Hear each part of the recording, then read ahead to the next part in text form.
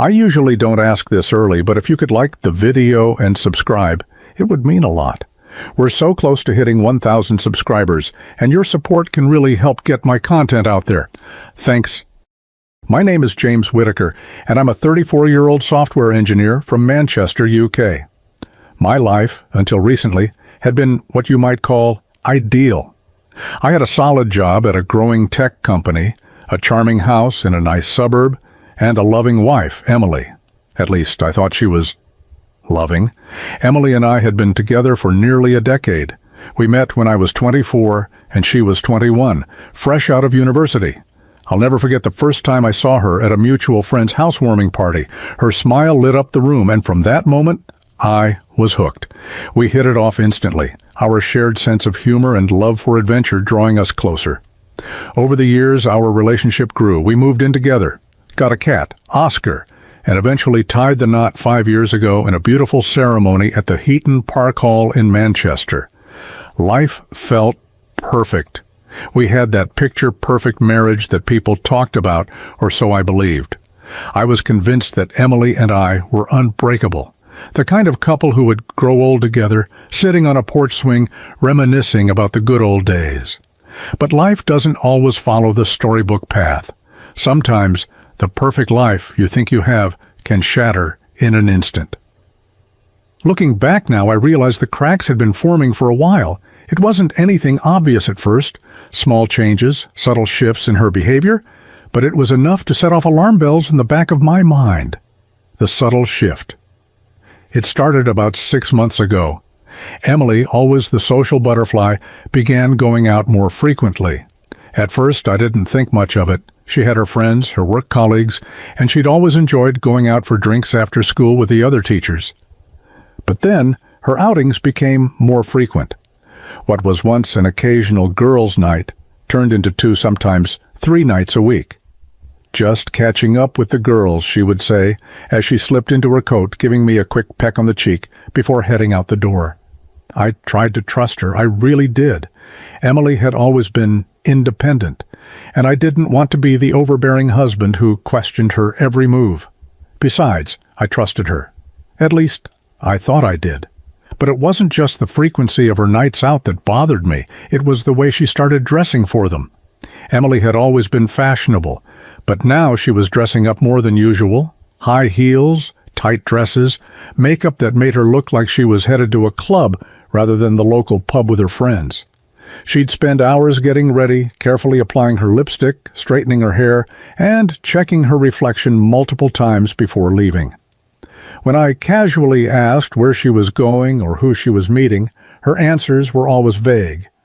"Oh, just the girls from work," she'd say, her eyes not quite meeting mine. I'd ask if I could join her, maybe grab a pint together, but she always brushed me off with, "You wouldn't enjoy it? It's just a girls' night." I wanted to believe her, but something about the way she said it made my stomach twist. I told myself I was overthinking things, that I was just being paranoid. But deep down, I knew something was wrong. Trust begins to crack. The first real crack in our marriage came one Saturday afternoon. It was a typical lazy weekend.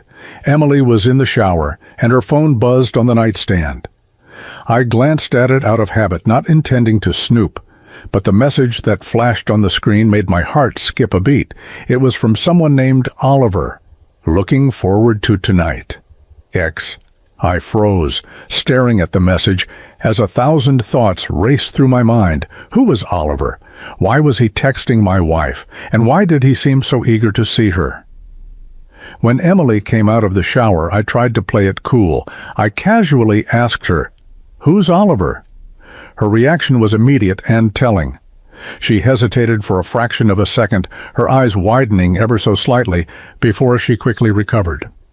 "Oh, just an old friend from university," she said too casually. "He's in town for the weekend. A bunch of us are catching up later."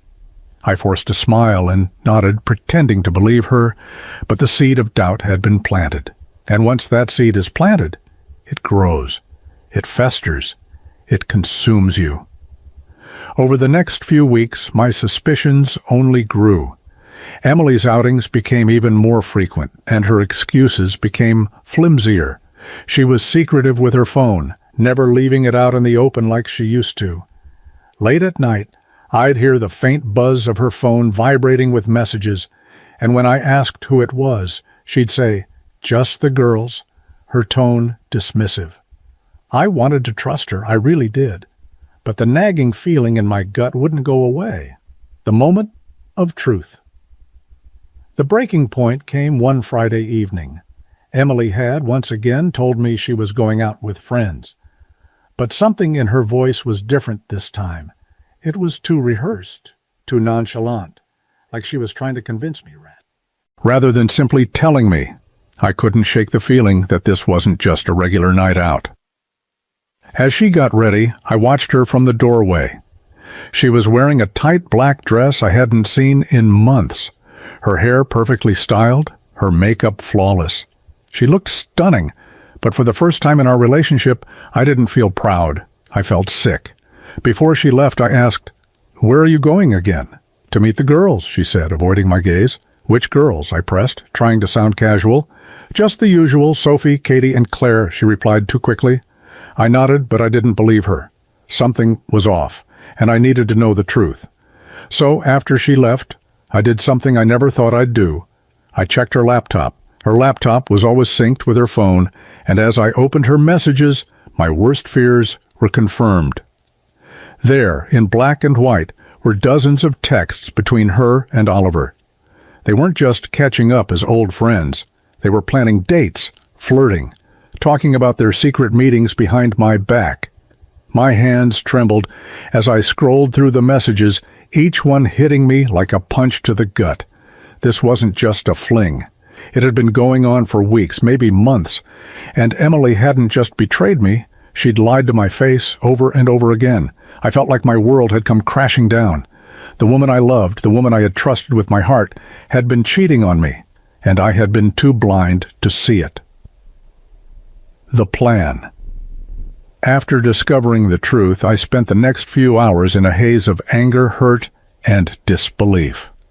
I couldn't confront her right then, not yet. I needed time to think, to plan my next move. What was I supposed to do? Yell at her? Cry? Beg her to stay? No, I wasn't going to be the guy who begged for someone's love. If she wanted Oliver, she could have him. But she wasn't going to walk all over me in the process. The more I thought about it, the clearer my path became. I wasn't going to confront her. I was going to take action. I called a locksmith. When the locks are changed. As the locksmith worked, I felt a strange sense of calm wash over me. It was as if, by taking control of the situation, I was regaining control of my life. I couldn't stop Emily from cheating, but I could stop her from continuing to lie to me. By the time Emily returned that night, the locks were changed. I sat on the sofa waiting for her. I heard her try her key, and when it didn't work, she knocked, confused. "James?" she called out, her voice muffled through the door. "The key isn't working." I opened the door just enough for her to see my face, my expression cold and hard. "James? What's going on?" she asked, her voice rising with panic. "You're not welcome here anymore, Emily," I said, my voice steady. Despite the storm of emotions swirling inside me, her face turned white. "What? What are you talking about?" "I know about Oliver," I said, watching as her eyes widened in shock. "I've seen the messages. I know everything." She opened her mouth to speak, to lie again, but I cut her off. "Don't bother trying to explain. It's over, Emily. You made your choice, and now I've made mine." Tears welled up in her eyes as she tried to push past me. "James, please let me explain." "There's nothing to explain," I said, stepping back and closing the door in her face. "You can collect your things tomorrow. We're done." Picking up the pieces. The days that followed were some of the hardest of my life. Emily moved out, taking her belongings and leaving behind a hollow shell of what had once been our home. I was left alone with Oscar, the cat we had adopted together, the silence of the house deafening. I couldn't sleep, I couldn't eat. I replayed the moments over and over in my mind. Her lies, her betrayal, the messages between her and Oliver. How had I been so blind? How had I let it get this far? For weeks, I walked around in a daze, trying to make sense of it all. I saw a therapist who helped me begin to unravel the emotions I was feeling: anger, sadness, confusion. I leaned on my friends and family who rallied around me, offering support and reminding me that I deserved better.